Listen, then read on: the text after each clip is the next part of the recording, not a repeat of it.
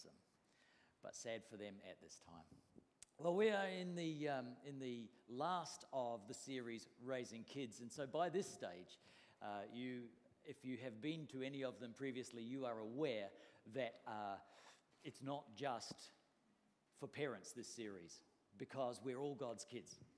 And we are all being raised up. And what's more is that it's, you know what it's like in a big family? I don't know if you have a big family. I had a reasonably big family. We were told we were a big family. I have 6 kids. And there was like quite a gap, 9 to 12 years between myself and my little sisters. When I was, 12, 14, they were this big. And so what would happen is that Mum would be working at school, and she would get home, and she'd be on to the dinner, and I'd be getting the kids and bathed and ready for bed, the babies, and bedtime stories, and other brothers would be doing the same thing.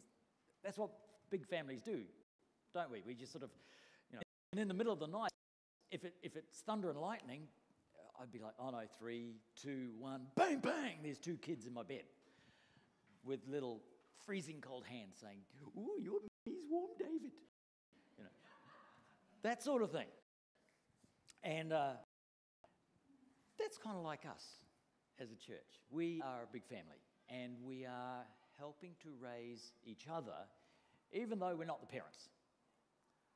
But, if you talk to any parents, it doesn't take too long before weariness surfaces is one of the conversations, especially as kids are, at this age. I mean, gosh, chasing places everywhere. You get weary, don't you? You get tired, and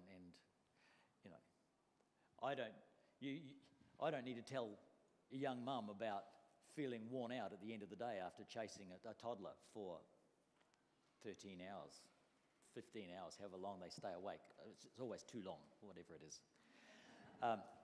But we also get weary in our spiritual walk, don't we? We get going, and it's great at the start. And someone reminded me that, Sean, it was like 1 year ago yesterday that you gave your heart to the Lord. Whoa! And yet we don't just stop right there, do we? We grow, and we continue to increase. And part of that deal is that we have brothers and sisters with all different skin colours and looks and nationalities and dress sense and muscles, and some without muscles. And I'm jealous of Lo because, man, you really... So Lo and Nat, I'm going to just grab you guys up here for a moment, because these guys are long-term friends and pastors of C3 Nullagine at one point that we were overseeing, and that sort of ended. And then I just want you to come up and tell me a little bit. You don't have to come if you don't want to, Nat. You okay there? Come on in, come on in, come on. You being brave?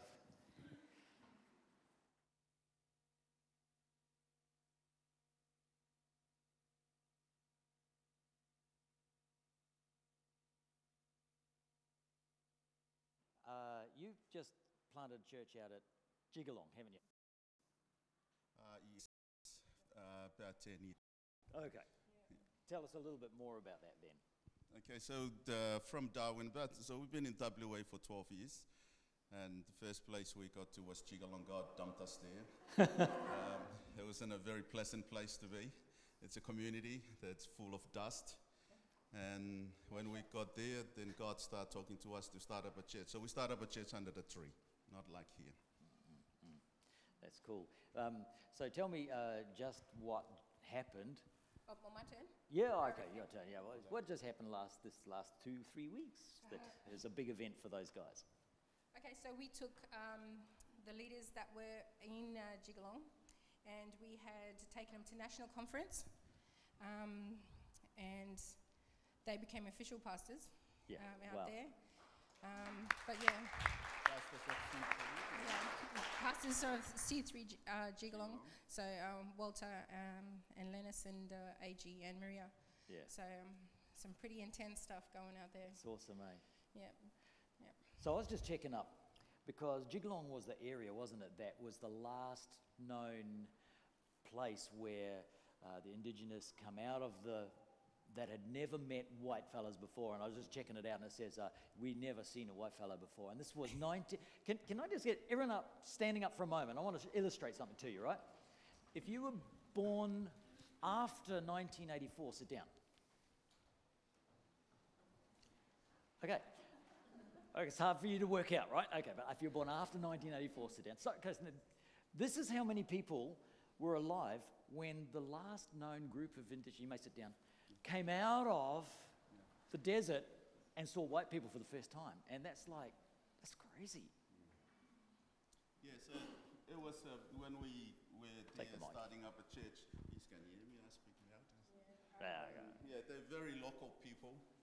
They, they believe a lot in spiritual things like the magics and things like that.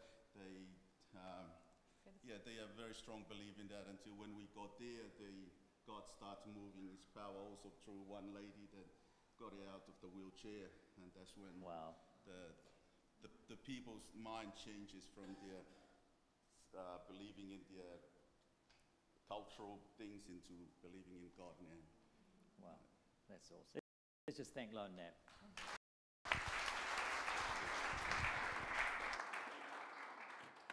Say hi to their family, the girls down here as well.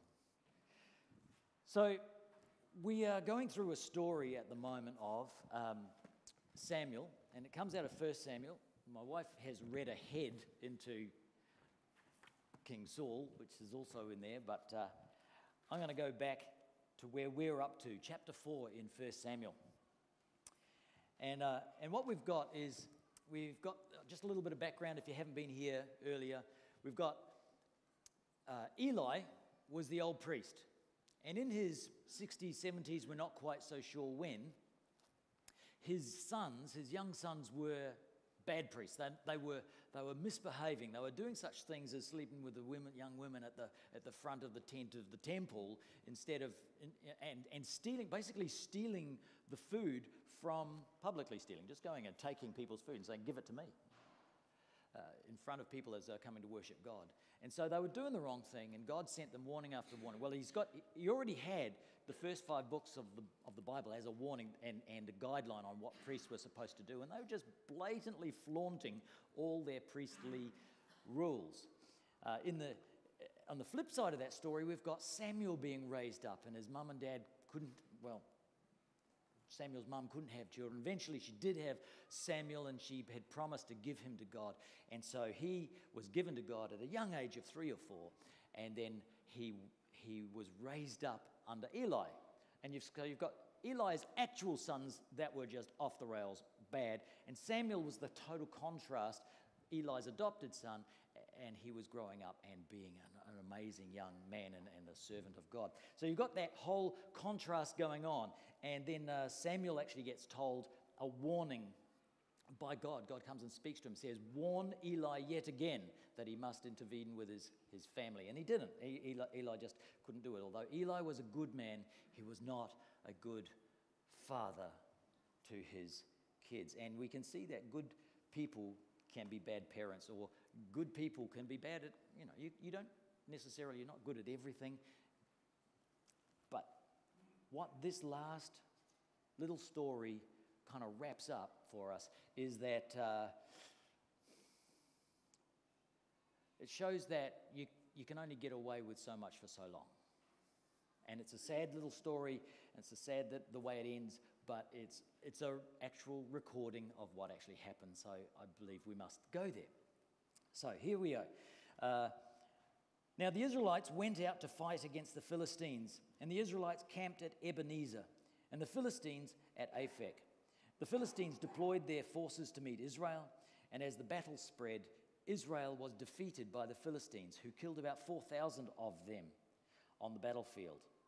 Now 4,000 probably wasn't an awful lot percentage-wise of the army. The army could have been 100,000, 200,000, 300,000, 500,000, we're not quite sure.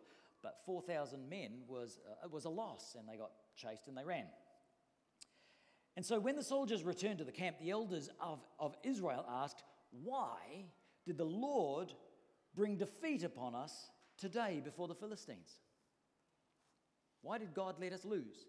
Because going back through the history of the books here, you find that God actually fought for the Israelites and helped them win. Now, they actually had to go out and do the fighting, but God ensured that the battle went their way and they won.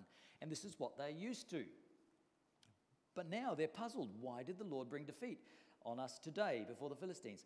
And so they come up with this idea. Let's do something religious.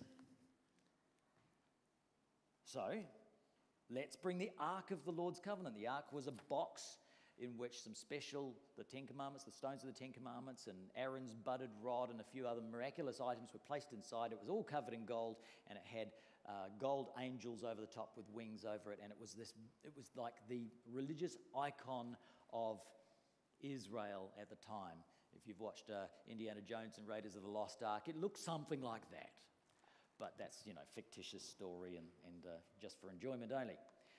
So let us bring the Ark of the Lord's Covenant from Shiloh so that he may go out with us and save us from the hands of our enemies. So the people sent the men. Do you think that was a good idea?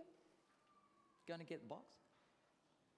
Okay. So the people sent men to Shiloh, and they brought back the Ark of the Covenant of the Lord Almighty, who was enthroned between the cherubim, the angels on the top, and Eli's two sons, Hophni and Phinehas. They are the ones who are supposed to be looking after this ark. They were with the covenant of God. Remember, they've got a death threat hanging over their lives for the last 20, 30 years. We're not sure how long. A warning that God gave Samuel. We think it might have been about 20, 30 years. When the Ark of the Lord's Covenant came into the camp, all Israel raised such a great shout that the ground shook. Hearing the uproar, the Philistines said, "What's all this shouting about in the Hebrew camp?" And so they sent out spies to find out. They have slaves or whatever run in and find out what's going on. And the news came back. They've got the Ark of the Covenant there. They've brought their gods into fight for them. And you know what that did for them, the Israelites? Having the ark there, it gave them great faith. They were so sure they were going to win because now they were doing the religious thing at last. When they learned that the ark of the Lord had come into the camp, the Philistines were afraid. They said, "A god has come into the camp," they said. "We're in trouble. Nothing like this has ever happened before. Woe to us! Who will deliver us from the hand of these mighty gods? They are the gods who struck the Egyptians with all kinds of plagues in the wilderness. Be strong." That's amazing that they actually mentioned that, because this is 350 years later. You tell me what's happened in your area, in your region, in your life, and what affects you 350 years ago.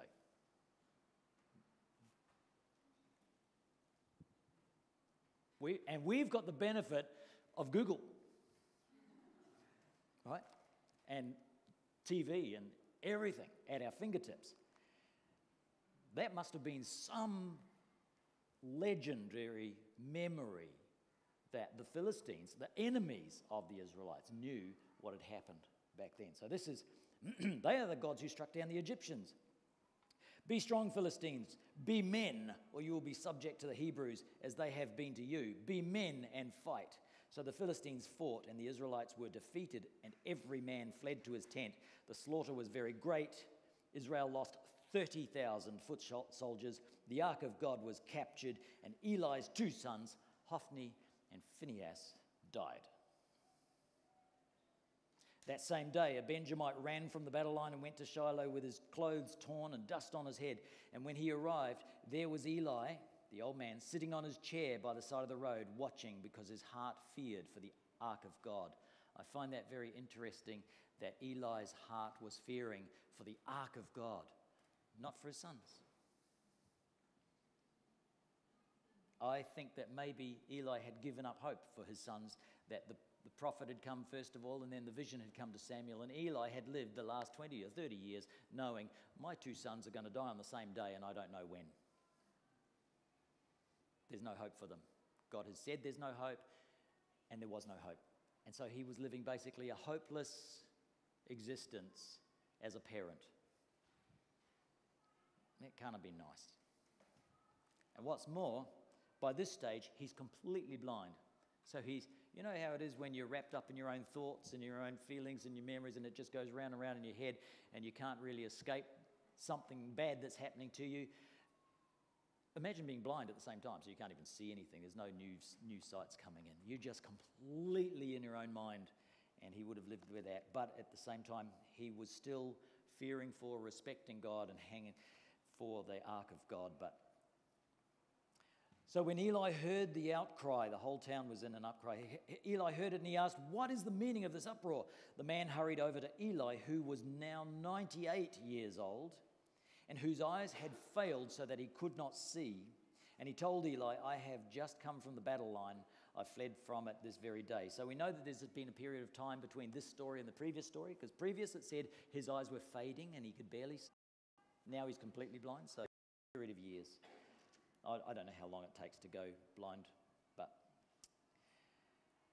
Eli asked, "What happened, my son?"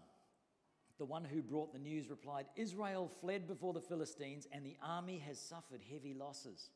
Also, your 2 sons, Hophni and Phinehas, are dead, and the ark of God has been captured." I find it interesting the order in which the young man gave those 3 items of news. Firstly, most importantly, Israel's been defeated. There's been a huge slaughter. Oh, by the way, your 2 sons are dead.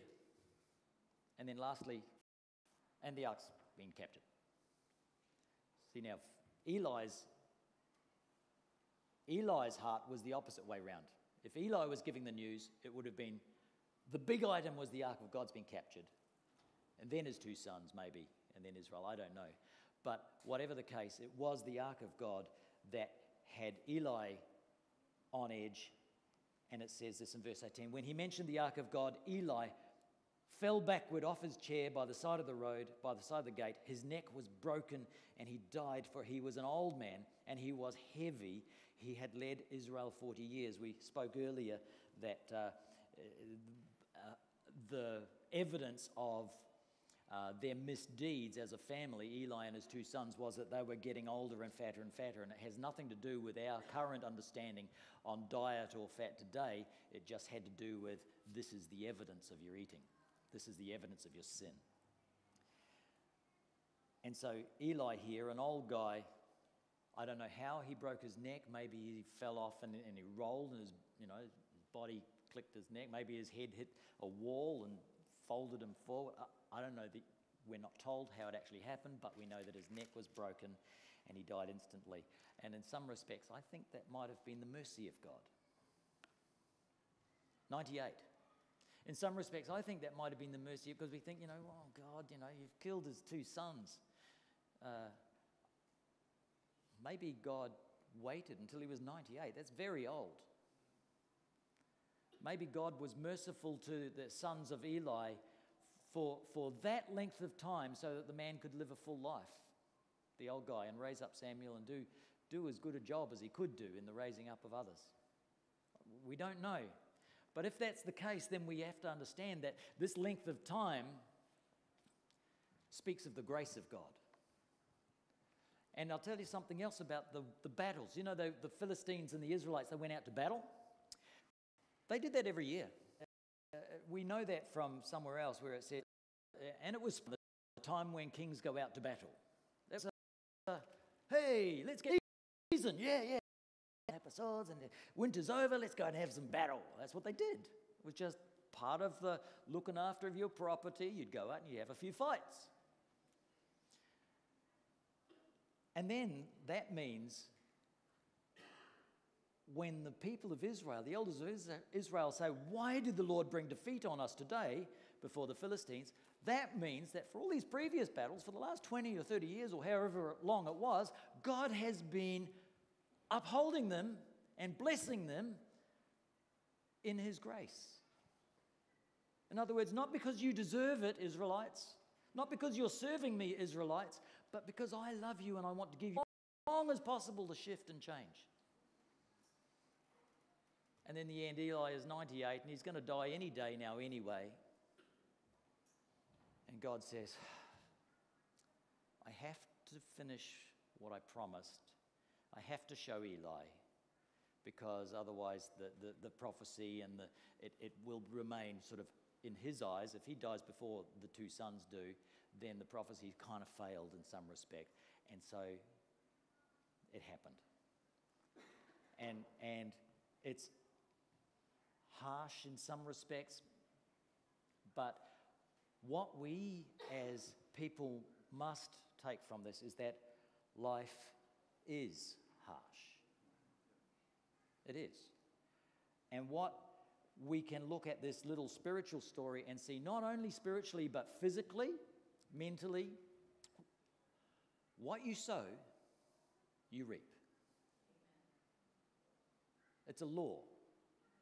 And what I find fascinating about this little story is that you've got these young men, or Eli has sowed into his family not very well, and he reaped that lack of sowing. Maybe we don't know, his wife is never mentioned. Maybe he was alone trying to raise the kids on his own. Maybe he was just so focused on doing God's stuff that he neglected his family to a degree. Maybe that was the problem. We're not told. But whatever he sowed, because he was reprimanded for not reprimanding his kids, not pulling them into line. And then you've got Hophni and Phinehas. They reaped what they sowed. And they led all the nation of Israel spiritually. So if they were misbehaving as leaders, what they were putting into everybody around is just like this whole, it doesn't matter how we treat God. It doesn't matter what we sow into. That was the kind of thing that was going on. And the level of dedication to the Lord was going down and down and down and down until all they could think to do was the religious stuff at the end when they were failing. And they pulled upon what they had of God, the religious icons. They pulled on that and said, let's do something religious when we haven't really been in a relationship. Religious, relationship. Religious, relationship. God goes, religious, relationship. It's relationship. You can't have religious without relationship. You want to be religious? Have a relationship. You want to actually make a connection to God? Have a relationship with God. That's what it's about. And God says, if you don't sow into this relationship that we have, you're going to lose it all, everything. And the sad thing about this is that Eli had to watch his sons go through that. He had to watch his sons die because of what they were sowing. And he wasn't completely responsible for them because they were adults, right? They're making their own decisions. But Eli, that moment, I think he would have, that moment that he died, instantly he's with the Lord. We say, absent from the body, present with the Lord. Instantly, Eli would have been like, oh, God, in the place of heaven where there's no more tears, no more sadness, no more of that constant feeling of regret that he hadn't done the right thing, that he was reaping what he was sowing, that Israel was losing men, that people were dying, that his sons had died, and that the Ark of the Covenant had been taken. All that loss, all that fear, and being blind at the same time, I think Eli would have been like, thank you, God. A great relief. However, on the same day, you've got Eli's two sons dying. You read a bit more of the story, which I won't go into. One of the priest's wives was pregnant, and she went into labor, and through childbirth she died, and she named the son, the glory of God has departed of Israel. So it was this whole, just a accumulation of sad things, which was part of that prophecy that was given to Samuel. And you follow those names down, Ichabod and Ahitub, the brother of, and it goes down through the line of Samuel and David, and you follow that through, and what happens is that line of priests was tainted from then on. See, now, that is, it's always difficult preaching from the Old Testament because the Old Testament is very much the law of God. And the challenge here is that it's very easy to read this and feel guilty and feel the harshness and the anger of God. And yet we now live in a place where Jesus has come. And Jesus is the outworking and the evidence of that grace that God was showing. He gives us a long time to make a decision. He continues to bless us even when we're making the wrong decisions. But we've got to understand from this story and from every other story, and it's a law that runs right through the Bible, right through the time of Jesus, right through the time of Paul and the other apostles until the very end of the Bible. As you sow, you reap. God will not be mocked. It's a law that is,